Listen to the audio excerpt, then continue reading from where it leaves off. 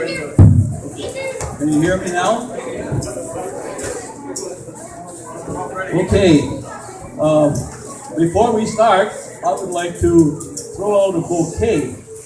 And for everyone who agrees with what I have to say, I'd like you to put a great big hand for Brother Gordy Bruce, who has done such a fantastic job of heading up the renovations and everything you see over at the homestead.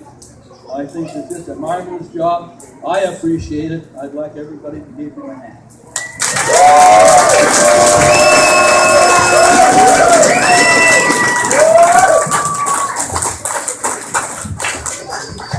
Now you wonder why we're all gathered together to celebrate our ancestors and our roots and everything. I want to tell you a story. Pretty close. Pretty close. Right close. How's that? Okay.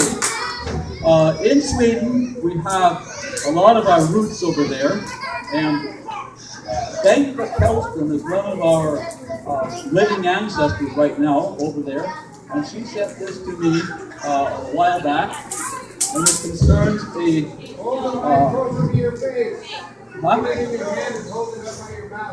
Hold it up.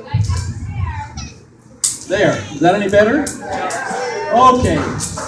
Over in Sweden, there's a fellow, and his name was Ole the Skräddare, and that means the tailor. And here's what she had to say about it. He said, Axel Fisk's mother, Caroline Olsdottir, had a brother named Ole, which was short for Olaf.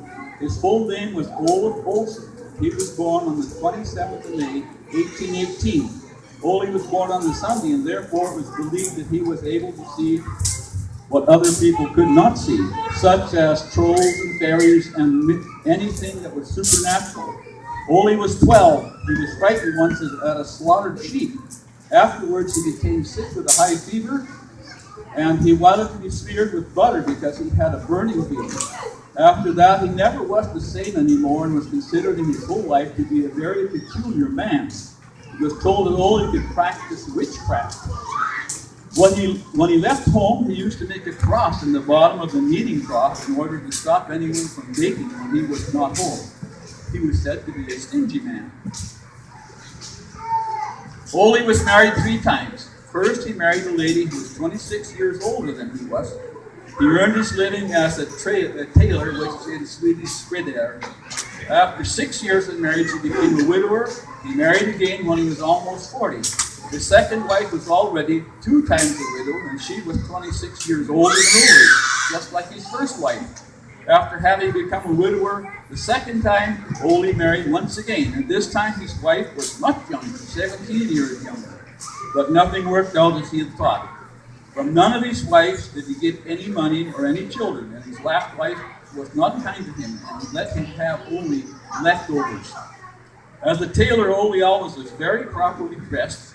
The picture is very likely to be Skräddare Ole, and you can see the creases in his trousers, a watch chain on his vest, a folder on his head, and a white collar with a necktie and a walking stick, not to mention his beautifully cut beard.